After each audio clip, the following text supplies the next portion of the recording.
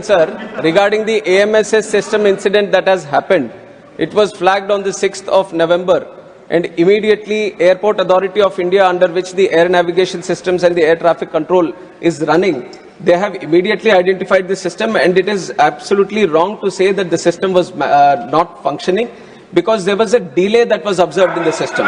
The switch which was supposed to process the speed of the messages that were coming in has observed certain latency, and the messages throughput was actually reduced, and it was immediately identified, and this was a system which was commissioned in 2020 year, and it was there for 10 years, and the maintenance of this system, the O&M of this system was being done by ECIL, the Electronics Corporations of India Limited, and they were doing the continuous maintenance of this system. It was a recently upgraded system, and then when the specific observation was there, immediately there was a backup. The backup was brought into place, and within 36 hours, the system was back on track.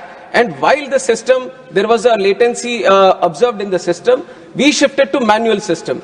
We put in additional manpower in our ATCs in the AMSSS system, so that all the necessary messaging that was happening through the digital system was done in a manual way. So only certain delays were observed, no cancellations were done due to the AMSSS fault that was observed. Second supplementary, Shri Ramji Lal Suman. सभापति जी, मैं आपका संरक्षण चाहता हूं। सभापति जी, सवाल इनसे ये पूछा गया कि जब दिल्ली ने जुलाई के महीने में आगाह कर दिया था हवाई सेवाओं के बारे में, तो जुलाई से मैं specific about the question, ये तो बहुत दिक्कत हो जाएगी, आप पूछ नहीं दे रहे। The minister will be in a position to speak. When you are giving a long speech. अरे सर मैं सिर्फ ये जानना चाहता हूँ सभापति जी, आपके मार्फत कि जब जुलाई में इनको चेतावनी दे दी गई थी, तो ये क्या करते नवंबर तक? सभापति मैं जानना ये चाहता हूँ कि हमारे देश में ये हवाई जो नेटवर्क है वो एकल है, इस व्यवस्था को डुअल बनाए जाने की आवश्यकता है, आधुनिक बनाए जाने की आवश्यकता है। सभापति महोदय, मैं ये जानना चाहूंगा कि जिन हवाई यात्रा करने वाले लोगों को असुविधा हुई, परेशानी हुई, उनकी भरपाई करने के लिए सरकार क्या करेगी? Sir, for all the passengers who have faced difficulties during delays or cancellations, there are strict civil aviation requirements car which is in place, and all the airline operators which are under permission to operate in the country, they have to strictly follow. And the passenger rights, the passengers, whatever facilities or the benefits that have been extended through the car have to be provided. And there is a strict regulation from the DGC and from the ministry also to ensure that this happens. And when extraordinary circumstances happen also, because the sector has grown multifold, this is not a sector which was which is the way it has been 10 years or 20 years before. Now it has become so much more inclusive. The network has spread so much, and there are 5 lakh people traveling every day in this network, which only 2-3 countries in the world can boast of. And that is the capacity the country is holding today. And please listen to me, and whenever any facility, regarding the software also, let me make it clear, sir. Regarding the software, what the inquiry is also being done on that. Airport Authority of India is thoroughly looking into the system fault that has happened, and thoroughly whatever necessary feedback comes in, we will do it. And the continuous technology upgradation happens in this sector, sir. It is not just timely, but there is a continuous upgradation that happens. All the countries, different countries, they keep upgrading the systems that they have, and we keep a continuous watch on what is happening across the world.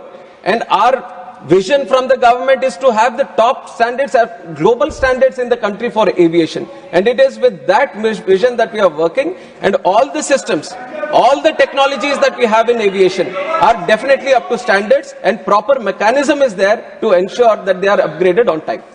Third supplementary, Shriman Pramod Diwari ji.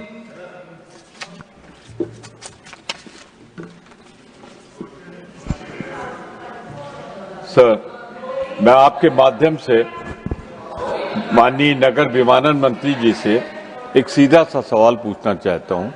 ये AMSSS, इसकी वजह से तकनीकी गड़बड़ी आई और लाखों यात्री प्रभावित हुए। मैं कल दिल्ली आया था एयरपोर्ट पे, तो वहां भी काफी बड़ी संख्या में लोग प्रभावित थे। तो ये जो इंडिगो का डिफेक्ट आया था, क्या ये एएमएसएस का था? अगर एएमएसएस का नहीं था तो क्या था, कृपया बताने की कृपा करें। सर, जो इंडिगो का क्राइसिस अभी देखने को मिला वो एएमएसएस से रिलेटेड नहीं है। इंडिगो के इंटरनल ऑपरेशंस में उनके जो क्रू रोस्टरिंग सिस्टम है, उनका जो अपना इंटरनल प्लानिंग है, उसमें गड़बड़ी के कारण ये सब हुआ है। ये FDTL में जो बदलाव, I am expanding on this question sir, because the house also wants to know and the nation also wants to know, sir I would like to spread some light on this. 1st November 2025, there have been new FDTL guidelines into place. We have had thorough consultation with all the stakeholders when we have changed it, and due process has been done for that. And in April, under the guidelines of High Court, under the order of the High Court, it has come into implementation. There were 22 FDTL guidelines, 15 of them from 1st of July and 7 of them from 1st of November. There was no problem from what was happening in 1st of July, and there were some variations that were required by the airlines for the guidelines which was proposed from 1st of November. There were multiple stakeholder consultations done, not only with Indigo, we have other players in the industry also, with everyone. Multiple stakeholder consultations regarding the FTL, where we have been very, very strict, saying that there has to be no compromise on safety. Safety is the topmost priority. We care for the crew, we care for the pilots, and we care for the safety of the entire system, we care for the passengers. So from the ministry, we have made it very, very clear to all the airlines that they have to follow the rules. And from 1st of, I'm just expanding so that you get the whole understanding of the issue. 1st of November, since this has happened, DGCA has been in continuous consultation.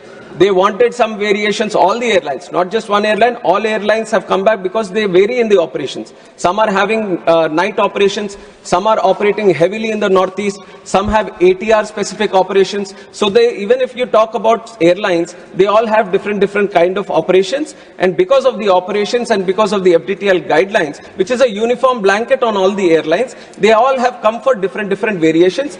DGCA has sat with all the airlines. Wherever there was no compromise on the safety, after thorough consultation and after thorough safety risk assessment, necessary variations, necessary exemptions have been given beforehand itself.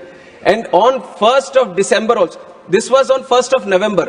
What honorable member has also observed, we are talking about December 3rd, after 1 month. So there was 1 full month of operations in the new FDTL also. Why I am mentioning this point, even though we are saying because of the FDTL this situation has arisen, there have been a lot of internal complications. This is a day-to-day operations thing that the Indigo should have maintained. Indigo was supposed to manage the crew, was supposed to manage the roster through its day-to-day operations. We are there to check if the FDTL is properly implemented or not, and there has been no compromise on that side. And for 1 thorough full month we have been observing. On 1st of December, we had a meeting with Indigo on FDTL itself. When they required some clarifications, we have given the clarifications also with that idea, and they have not flagged this issue. So everything was running normal till then. Suddenly, we have observed this on 3rd. Immediately, when this was observed, the ministry came into the picture. We have taken over the situation at the airports. We have consulted all the stakeholders, and then you have seen how things have unfolded for those 2 days. Definitely, there was a lot of difficulty that has faced by the passengers. And as a closing statement also, let me tell you that we are not taking this situation easily. We are doing an inquiry, and we will take very, very strict action, not only for this situation, but also as an example. We will set an example for all the airlines. If there is any miscompliance, any non-compliance or non-adherence for any single person, any entity or any organization or any operator functioning in this civil aviation, this thing, we will take very, very strict action so that we set an example in the industry.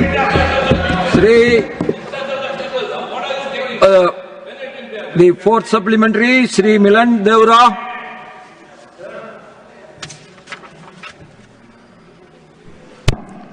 So firstly, through you, I would like to express my gratitude to the Minister for expanding the scope of the question beyond what was written and getting a sense of the House and assuring the passengers in this country through the House.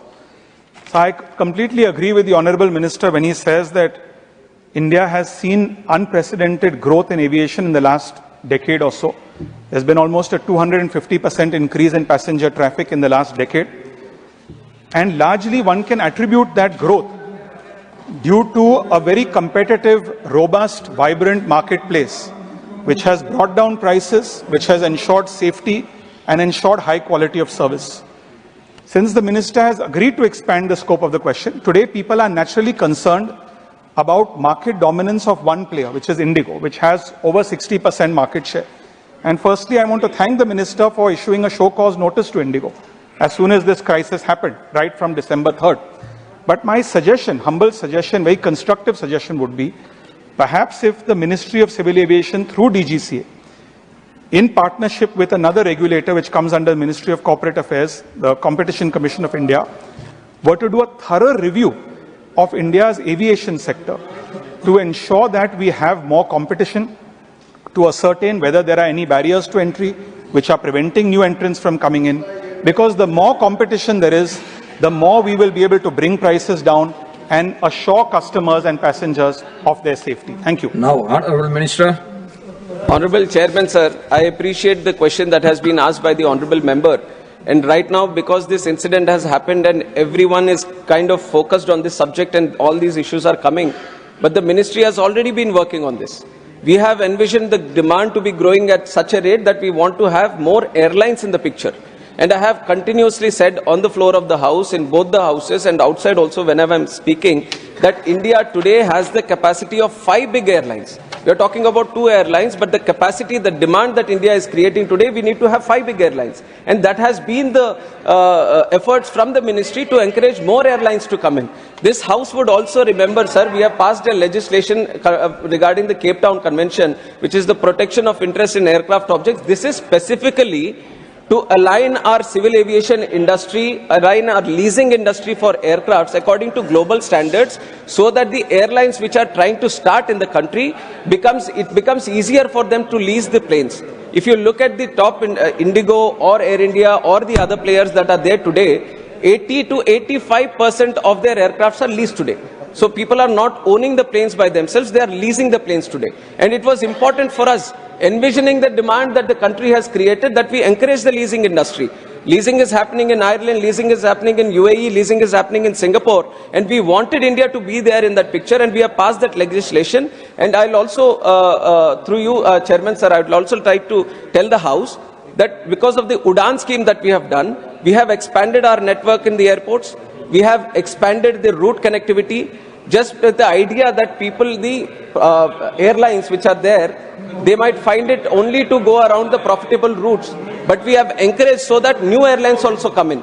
There is Fly 91, there is Star Air, there is India One Air. There are these smaller airlines also which we have encouraged in the last 5-6 years. These have all come in the last 5-6 years, and definitely we are going to engage with the necessary stakeholders. I'm just giving you as a background saying that the ministry has continuously been working to encourage competition. Once again, I'm saying I want more players to be there in this industry. This is the time to start an airline in India. This has been the time. There is so much growth that is happening. So let us all encourage more airlines to come into this industry along with the government. Fifth supplementary, Dr. M. Tambidurai ji. Thank you very much, Honorable Chairman, sir.